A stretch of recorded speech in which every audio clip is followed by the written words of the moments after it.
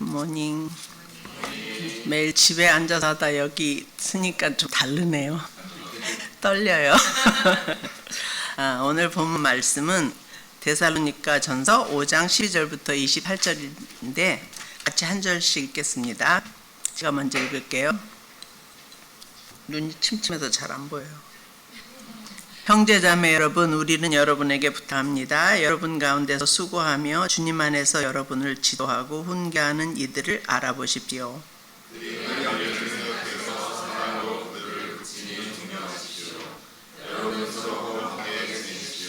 형제자매 여러분, 여러분에게 권고합니다. 무질서하게 사는 사람을 훈계하고 마음이 약한 사람을 격려하고 힘이 없는 사람을 도와주고 모든 사람에게 오래 참으십시오.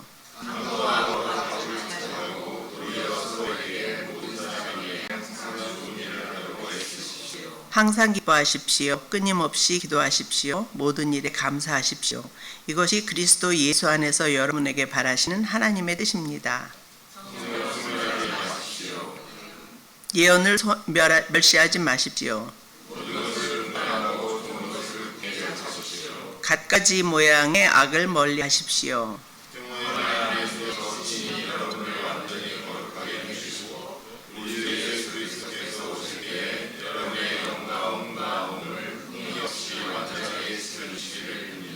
여러분을 부르시는 분은 신실하시니 이 일을 또한 이루실 것입니다. 거룩한 입맞춤으로 모든 믿는 사람들에게 문안해 주십시오.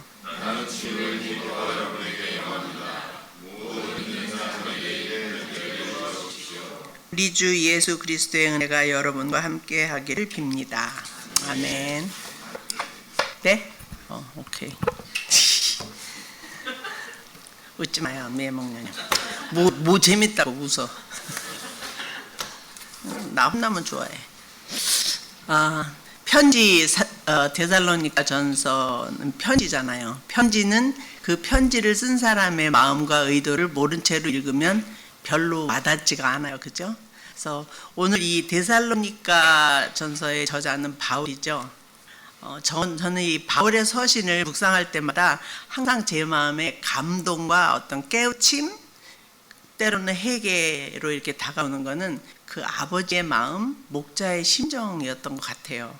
그래서 이 바울이 각 교회에 보내는 편지 속에는 항상 그들 향한 이 정말 애틋한 사랑과 어떻게든지 그들이 시험에 빠지지 않고 또 혹은 뭐 유혹에 빠지지 않고 거짓 가르침에 넘어가지 않도록 돕고자 하는 그런 그 간절한 그런 게 느껴지곤 해요. 그래서 바울과 데살로니가 교회의 관계도 바로 그런 것 같아요. 그래서 이 둘의 관계가 어떤 관계인지 왜 이런 내용이 이렇게 쓰여졌는지를 이렇게 먼저 한번 짚어보겠습니다. 지난 수요일에 우리 영환 집사님께서 잠깐 얘기해 주셨는데요. 데살로니가 교회는 바울이 2차 전도 여행 때 가서 한 3주 정도 머물면서 말씀을 가르쳤던 교회라고 하잖아요. 데살로니가에 오기 전에 바울이 제일 먼저 간 데는 빌립보였죠. 빌립보에서 복음을 전했어요. 그래서 바울과 실라가 빌립보에서 귀신 들려서 점치는 소녀에게서 귀신을 내쫓죠. 근데 이 귀신 들렸던 소녀로 인해서 돈을 벌던 주인이 자기 수입원이 끊기니까 이 소녀가 자유해진 것을 기뻐하기보다는 바울과 실라를 고발해갖고 옥에 가둬요. 옥에 갇히게 돼요. 이게 정말 사람의 이 바닥에 얼마나 우리가 악해질 수 있는지를 이 사건을 하나만 통해서도 볼 수 있는 것 같아요. 그때 옥에 갇혀서도 바울이 이제 찬송하고 기도할 때 어떤 일이 일어나요? 옥문이 열리잖아요. 그래서 이 옥문이 열린 걸 보고 간수가 놀래가고 죄수들이 다 도망간 줄 알고 자결하려고 할 때 바울이 아니라고 우리가 여기 있다 그러면서 복음을 전해서 그 간수와 가족이 예수님을 믿게 되고 그 후에 자주장사 루디아를 만나서 시작한 게 빌립보 교회예요. 정말 하나님이 하시는 일은 우리가 생각하거나 예측할 수 있는 어떤 수준의 일이 아닌 것 같아요. 감옥에 간 것을 통해서도 기적을 일으키고 거기에서 또 교회를 출발하게 하시는 그런 하나님이 바로 우리 하나님이거든요. 정말 이런 엄청난 분이 우리 아버지라는 거예요. 그리고 그 다음 그들이 간 곳이 데살로니가였죠. 바울은 이곳에 이제 유대인의 해당이 있기 때문에 그 해당에서 3주를 가르쳤어요. 근데 그 정작 해당의 주인인 유대인들은 은혜를 못 받고 바울을 핍박하게 되고 오히려 헬라인하고 적지 않은 귀부인이 은혜 받고 회심을 했다고 되어 있어요. 그런데 이런 바울을 시기한 유대인들이요, 은혜 못 받았으면 가만히 나 있지 꼭 항상 은혜 못 받은 사람이 문제를 일으켜요. 여기서도 그런 거예요. 유대인들이 폭도를 동원해서 바울을 핍박하고 그에게 집을 제공한 야손까지도 붙잡아요. 그래서 이 유대인의 핍박과 방해 때문에 도망간 것이 베레아였죠. 그래서 쭉 이제 정리를 하는 거예요. 근데 사도행전 17절에 보면 베레아 사람은 다행히 신사적이어서 고상한 사람들이어서 바울의 말씀을 잘 받아들였다고 해요.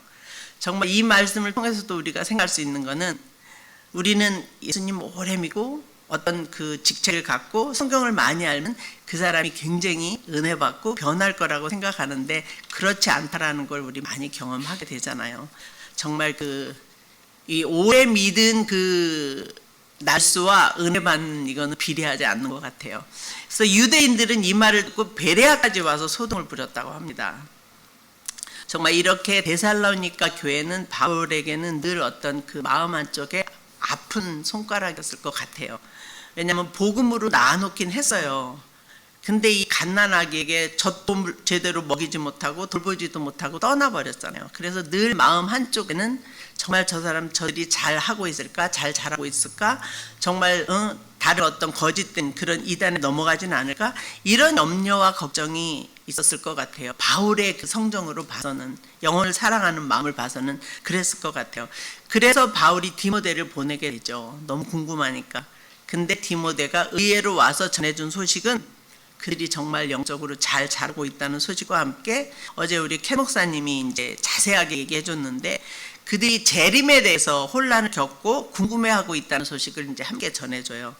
그래서 바울은 이렇게 핍박 속에서도 신앙을 지키는 그들을 격려하고 또 재림에 대해서 혼란 겪고 궁금한 것을 도와주기 위해서 재림에 대한 이런 것을 쓴 게 데살로니가 전후서예요.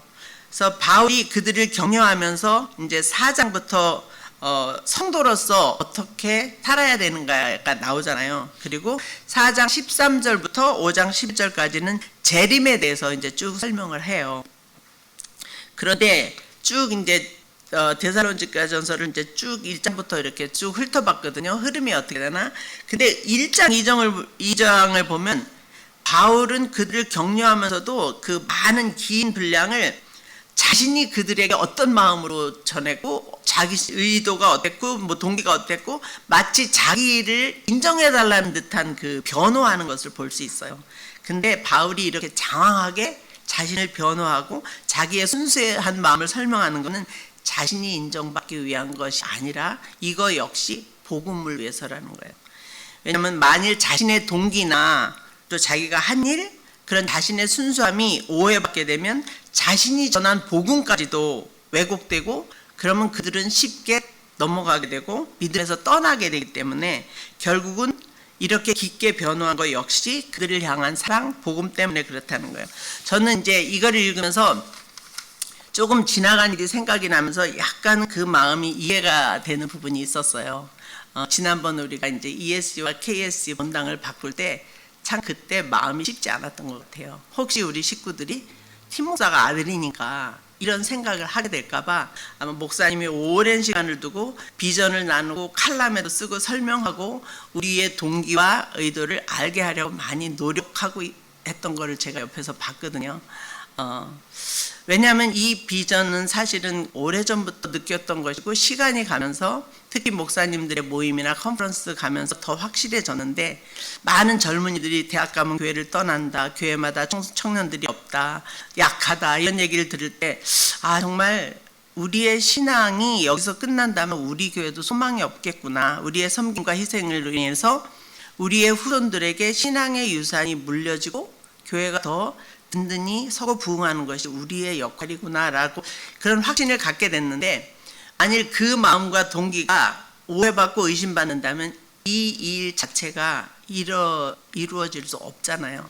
그런 염려와 두려움이 많이 있었던 것 같아요. 근데 정말 감사하게도 우리 식구들이 우리의 마음을 믿어주셨고요. 같은 비전을 품고 우리가 믿고 섬기는 그 주님을 우리 자녀들의 세대가 더 열심으로 믿고 교회를 섬길 수 있도록 돕는 통로 역할을 정말 해주고 계시죠.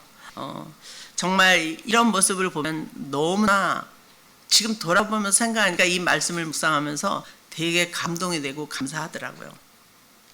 저는 이런 사도 바울의 모습을 통해서요, 정말 목자의 심정이 무엇인지, 영적 부모는 어떤 것인지 배우게 되고, 또 사도 바울의 사역을 통해서 어떤 사역자로서의 지혜도 배우게 되는 것 같아요.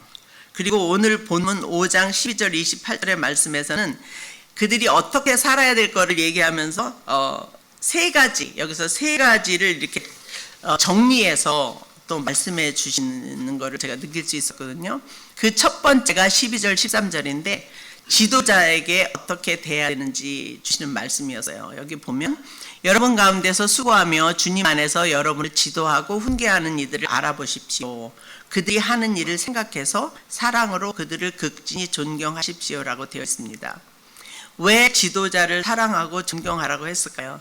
오래전에 그 최영기 목사님의 그 칼럼북을 읽으면서 제목 하나가 딱 눈에 들어와서 읽었어요. 그 제목은 뭐냐면 여러분은 여러분의 목사님을 사랑해야 됩니다. 이게 제목이에요. 그래서 어떻게 목사님이 목사님의 입으로 이런 얘기를 써지? 그래서 읽어봐서요. 그랬더니 내용인즉슨 뭐냐면 우리가 사랑하지 않고 마음의 미움이고 신뢰하지 않는 존경심도 없는 목사가 매주마다 하는 설교를 통해 우리가 은혜 받을 수 있냐는 거예요. 절대로 은혜 받지 못한다는 거예요. 그래서 내가 말씀에 은혜 받지 못할 때 내가 영적으로 성장할 수 있냐, 그러면서 내 마음의 기쁨이나 성령 충만함이 가능하냐. 그래서 결국은 우리가 은혜 받고 영적으로 성장하려면 여러분은 여러분의 목사님을 사랑해야 됩니다. 그 내용이 칼럼이었거든요. 그래서 우리는 우리의 지도자를 사랑해야 하고 존경해야 합니다. 왜냐하면 그것이 주님의 뜻이기도 하지만 우리 자신을 위한 것이기도 해요. 히브리서 13장 17절에 보면 이런 말씀이 있어요. 여러분의 지도자들의 말을 고지 듣고 그들에게 복종하십시오. 그들은 여러분의 영혼을 지키는 사람들이요, 이 일을 장차 하나님께 보고드릴 사람들입니다. 그러므로 여러분은 그들이 기쁜 마음으로 이 일을 하게 하고 탄식하면서 하지 않게 해주십시오. 그들이 탄식하면서 일하는 것은 여러분에게 유익이 되지 못합니다. 12절 히브리서에 이런 말씀이 있어요. 그리고 제가 이렇게 지나면서 보니까요, 지도자도 리더도 사랑이 필요하더라고요. 목자 목녀님도 사랑이 필요하죠. 목장 식구들이 믿어주고 챙겨주고 막 이렇게 신뢰해주면 힘이 나고 막 더 잘하고 싶잖아요. 우리는 사랑과 신뢰를 받을 때 그 직책이 어떻건 대상이 어떻건 더 잘 할 수 있는 것 같아요. 지도자가 만약에 상처가 많고 아픔이 많고 건강하지 못하면 영적 가족을 잘 돌볼 수 없는 것 같아요. 상처받는 부모는 자녀에게도 상처를 주잖아요. 그래서 정말 우리는 우리를 섬겨주는 지도자, 그거는 목사님도 될 수 있고 목자 목녀도 될 수 있죠. 누구든지 우리를 영적으로 정말 이끌어주는 사람을 사랑하고 신뢰해야 된다는 그 말씀을 여기 주셨고요. 두 번째는 13절에서 15절 이 말씀은 서로가 그러면 서로에게 어떻게 해야 되는지에 대한 말씀이에요. 화목한 공동체를 이루라고 했는데 그 화목한 공동체를 이루기 위해서는 서로가 서로에게 어떻게 해야 되는지에 대한 말씀이 나와요. 여기 보면 무질서하게 제멋대로 사는 사람은 훈계하고, 그냥 지문제리하고 내버려두지 말라는 거예요. 제멋대로 사는 사람은 훈계하라는 거. 칭찬보다 훈계하는 게 훨씬 더 힘든 거 아시죠? 우리가 남의 자식은 그렇게 안 하잖아요. 사랑이 많아야 훈계도 나오는 거예요. 사실은 이 속이 답답하니까. 그래서 훈계하고, 마음이 약한 사람은 격려하고, 힘없는 사람은 도와주고, 모든 사람에게는 오래 참고, 악을 악으로 갚지 말고. 악을 악으로 갚지 말고, 이게 무슨 의미입니까? 그러니까 나한테 힘들게 하고 잘못하는 사람을 같이 되돌려주는 게 아니라 그거를 하나님께 기도로 올려드리라는 뜻인 것 같아요. 그 사람을 축복하고 그 사람을 위해서 기도할 때 내 마음도 변하고 그 사람도 변하는 역사가 일어나는 것 같아요. 그래서 서로가 서로에게는 이렇게 대하라. 그게 13절 15절이고요. 그 다음에 세 번째는 16절에서 24절까지인데요. 이것은 우리 각 개인에게 하나님께서, 이 사도 바울이 데살로니가에 준 말이지만 하나님께서 우리에게 주시는 말씀이기도 하죠. 항상 기뻐하라. 우리가 다 아는 말씀, 배우는 말씀. 쉬지 말고 기도하라. 모든 일에 감사하라. 옛날 버전은 범사에 감사하라 이렇게 돼 있죠. 그리고 성령을 소멸하지 말고 악을 멀리하라. 이것이 우리를 향한 하나님의 뜻이고 명령입니다. 근데 오늘 모든 말씀은 이렇게 보면요, 다 명령으로 되어 있는 것을 우리가 볼 수 있어요. 이 명령은 우리가 해도 되고 안 해도 되는 너 이거 이렇게 해줄래? 할 수 있어가 아니라 해야 된다는 거예요. 선택이 아니라 해야 된다는 거예요. 근데 그러면 도저히 우리에겐 이렇게 할 능력이 없는데 그걸 아신 하나님이 어떻게 우리가 항상 기뻐하고 항상 기도하고 뭐 맨날 감사해요? 못하잖아요. 그럼에도 불구하고 이렇게 명령하신 이유가 뭘까? 그게 23절 24절에 나와요. 여기 보면 평화의 하나님께서 친히 여러분을 완전히 거룩하게 해주시고 우리 주 예수 그리스도께서 오실 때에 여러분의 영과 혼과 몸을 흠이 없이 완전하게 지켜주시길 빕니다. 그러면서 24절에 여러분을 부르시는 분은 신실하시니 이 일을 또한 이루실 것입니다.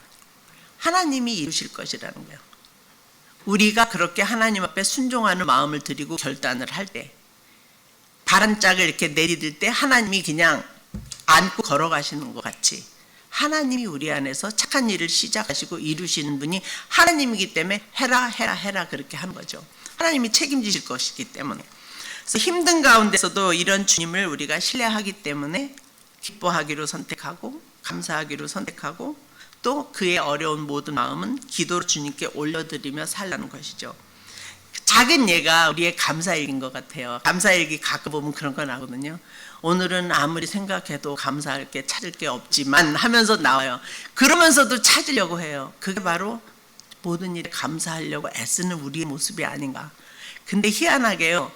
우리가 그렇게 할 때 우리 안에 뭐가 변화가 일어나요. 저는 우리 교회 요즘 너무 좋은 게 이 감사일기를 통해서 굉장히 진짜 주님 앞에 좀 멀리 있었던 분이 가까이 나온 거를 볼 수 있고요. 부부간의 분위기도 바뀌는 걸 볼 수 있고요. 확실히 하나님이 역사하시는 걸 보면서 하나님이 이렇게 우리에게 명령을 했을 때는 우리가 요만큼이라도 순종의 마음을 들 땐 하나님이 하시는구나 이거를 경험하게 돼요. 근데 이게 감사뿐만 아니라 기도도 역시 그런 것 같아요. 그래서 우리가 그렇게 할 때 이 하나님이 신실하셔서 이루실 것이라는 거예요. 이게 하나님의 약속이기 때문에 그 약속을 우리가 믿고 하나님 앞에 순종하기를 결단함으로 인해서 우리 안에서 하나님이 어떻게 역사하시는지를 우리 모두가 함께 경험하게 되기를 정말 축복하면서 기도합니다. 기도하시겠습니다. 하나님 아버지 감사합니다. 오늘 데살로니가 전서의 말씀을 통해서 사도 바울이 데살로니가 교인들에게 보낸 말씀이지만 그 말씀은 곧 우리에게 보낸 주님의 편지인 것을 저희들이 압니다. 하나님 오늘 말씀을 저희들이 잘 기억하기 원합니다. 그리고 정말 우리의 작은 순종 정말 우리의 힘으로는 할 수 없지만 우리를 부르신 분이 신실하신 하나님이시니까 우리 안에서 이루실 것을 믿고 오늘 또 순종하면서 우리 삶 속에 그 함께 하시는 주님을 경험하고 체험하기를 원합니다. 예수님의 이름으로 기도했습니다. 아멘.